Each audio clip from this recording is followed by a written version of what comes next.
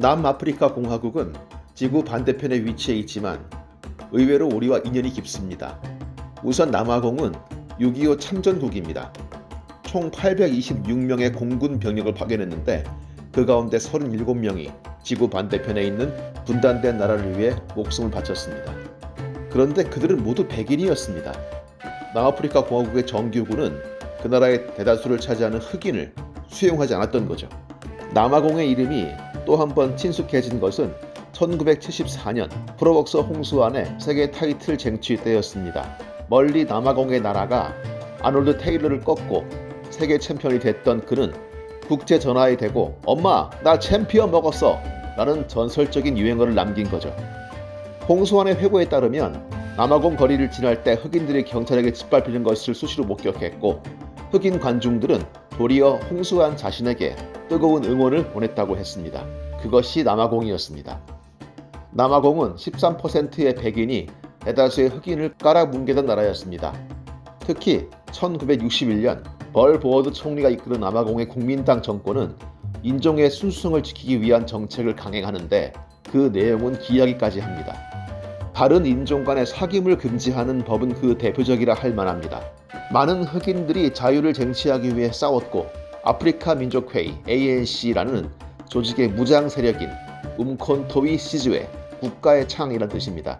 소속 지도자 넬슨 만델라 또한 그 중에 하나였습니다. 1963년 그는 국가전복기도 혐의로 종신형을 선고받고 투옥됩니다. 장기수 만델라가 자유의 몸이 된 것은 무려 27년 뒤 1990년의 일이었습니다.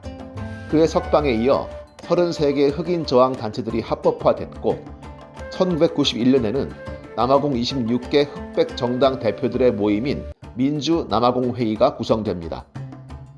남아공의 고르바초프라 불리며 인종차별의 역사에 종지부를 찍고 백인 지배 정부와 다음 정부를 잇는 가교 역할을 해냈던 데클레르크와 흑인 지도자들은 마침내 흑인의 참정권을 인정하는 새 헌법을 제정하고 다인종 총선을 실시하기로 합의합니다. 이 총선의 결과로 구성된 국회에서 마침내 1994년 5월 9일 최초의 흑인 대통령 넬슨 만델라가 당선됩니다. 남아공은 일대 위기였습니다. 단순한 정권 교체가 아니라 한 시대 교체였기 때문이죠. 한 시대를 지배했던 백인들은 두려움과 상실감에 휩싸였습니다. 자신들이 했던 짓을 생각하면 그럴 수밖에 없었겠죠. 아파르테이트라는 비인간적인 차별 정책 속에 소름받은 흑인들의 분노 또한 컸습니다. 흑인들 간의 종족 갈등도 심각하게 고개를 쳐들었습니다.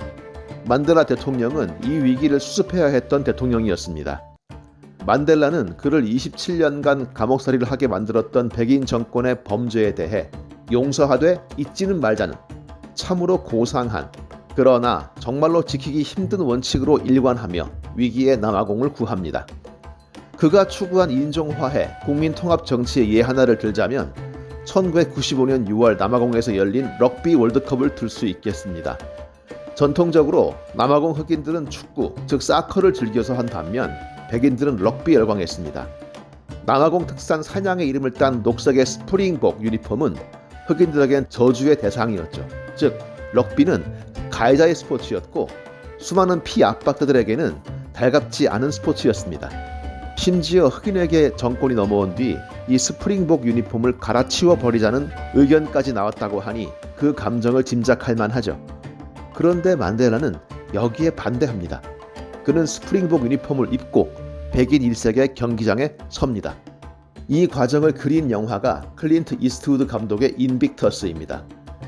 결승전 상대였던 뉴질랜드 대표팀에는 넬슨 만델라마저 저 괴물을 어떻게 막나고 탄식하게 했던 조나 로무라는 선수가 있었습니다. 2m 가까운 키에 그만한 덩치, 100m를 10초 8에 끊는 저 황소와 치타의 장점을 골라 가졌던 통가 출신의 남태평양 사나이. 하지만 연장까지 간 혈투 끝에 남아공은 예상을 넘어 뉴질랜드를 꺾고 우승을 차지합니다. 환호하며 날뛰던 남아공 선수들은 둥글게 모여 기도합니다. 흑인은 단 한 명뿐. 백인 1세의 선수들의 기도에는 많은 것들이 담겼겠죠. 그들만큼 환호한 사람이 만델라였습니다. 녹색 스프링복 유니폼을 입고 만델라는 우승컵을 들고 펄쩍 뛰다시피 기뻐했으며 그 컵을 럭비팀 주장에게 전달합니다. 경기장에는 과거의 오만한 백인들의 국기가 아닌 새로 지정된 남아공의 6색 깃발이 온통 나부끼고 있었습니다. 대부분이 백인이었던 6만 관중들은 넬슨을 부르짖습니다. 압박받는 사람에게 저주의 대상이던 유니폼을 입은 왕년의 정치범. 그 유니폼을 주저없이 입으며 우리는 하나가 될 수 있다며 부르짖었던 사람. 자신을 혹독하게 대했고 죽을 때까지도 아파르테이트는 정당했다고 우긴 전 대통령 보타를 끝내 단죄하지 않았던 사람. 그가 만델라였습니다. 월드컵 우승 하나로 흑백의 화합이 이루어지고 새로운 남아공의 출발이 제시됐다면 그건 거짓말일 겁니다. 하지만 만델라는 그것으로 많은 일을 해냈습니다. 흑인들에게 증오의 상징이었던 스프링복 유니폼을 입는 순간, 아니 그 전에 백인들의 스포츠인 럭비를 남아공의 힘을 묶는 매개로 사용했던 그 순간 말입니다. 그는 이렇게 말했죠. 화해는 과거에 정의롭지 못했던 유산을 고치기 위해 함께 노력하는 것을 의미합니다. 만델라의 위대한 점은 화해를 통해 정의를 구현한 데 있을 겁니다. 정의는 불의를 무찌르는 것으로 실현될 수도 있지만 불의를 넘어설 때 더 크게 실현되지 않을까요? 20세기의 위대한 인물 중 하나인 넬슨 만델라가 1994년 5월 9일 남아공 대통령에 선출됐습니다.